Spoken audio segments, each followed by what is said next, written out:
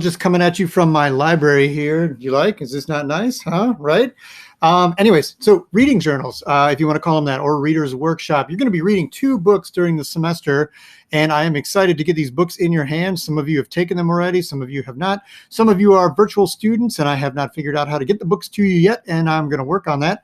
That being said, these books that you read, what I'd like you to do, if you are an in-person student, I'd like you to read during our off days. Now, you could totally read during our on days. You're just not going to do it in class. So if you're an A student, then during the days when you're not here, you'll be reading, and I'd like you to fill out a little bit about what you're reading each week. I'm asking you to read about 65 pages a week, which I understand for some of you, maybe that's more than you would normally read. However, you're taking a class, so you have permission to read these pages. You don't have to do it all in one day. You can certainly read over the week. I mean, that gives you about 9 pages a day or something like that, 9.5, 9.25. We could do the math on that, 7 and whatever. Anyways, so you get the idea. I would probably read like 30 and 30 because that's going to give you a little bit more of a sense of what's going on. If you only read like 9 pages, maybe you don't learn a whole lot and maybe there's not much to say and it's hard to remember. So the thing I would also say is that when you're reading, you really can't be doing anything else. I mean, I'm not going to be there to see that you're not doing anything else, but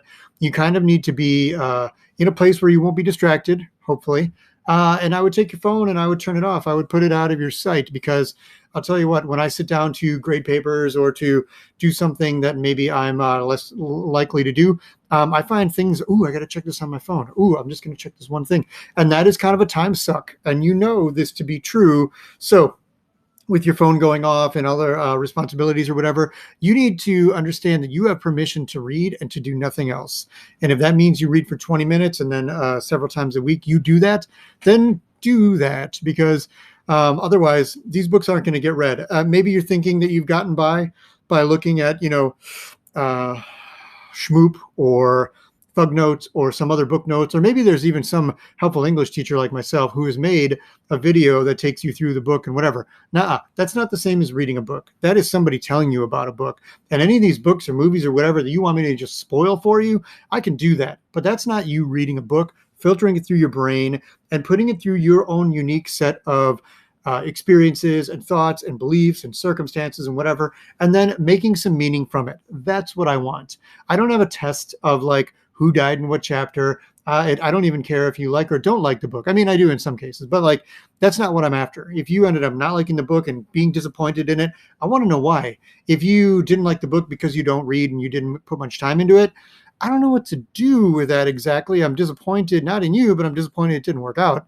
But that's kind of a missed opportunity. Like, if you don't read the book and you don't talk to me about what you're having challenges with, if you don't use those study guides as they're intended, which is to help you, but if you use them as a replacement for you thinking about the book, then you just let somebody else tell you what you believe about an assignment or about a book. And, where does that end? Why go experience anything? Why don't you just read about or listen to people talking about stuff and not do anything? So it's 2 books. You can do this. They're pretty good books anyway. So starting next week, you're going to read that 65 pages. You're going to, why'd you pick this book? What do you think of it so far? Is there anything confusing about it? Put that down in there. I'm not going to lie to you. I'm not going to check this every week, but I'm going to check it periodically to see what you're putting in there. And if you're not putting anything in, then I'm going to check with you, make sure you understand, hey, you have to do this. And then 2, what's going on with your book? What do you think about it?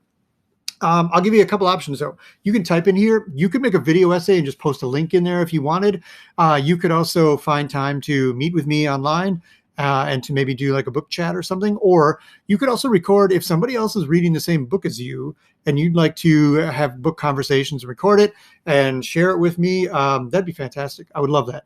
I just want you reading the book and responding to it over these 5 weeks that I give you to read the book so that when we're done with it, you can say something about it, that you can do the assignment, which is not the purpose of reading a book. Like, I understand nobody's ever going to give you an assignment on a book or a movie for the rest of your life, but this is a school thing. And the assignment is a way for me to see what you got out of the book. So I don't think there's too many ways for you to be wrong, but there are ways for you to do it well or to do it badly.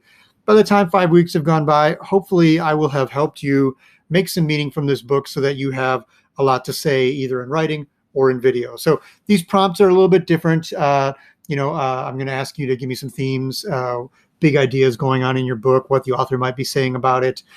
make your own response. And then at the end, like, what'd you get out of this book? Would you recommend it?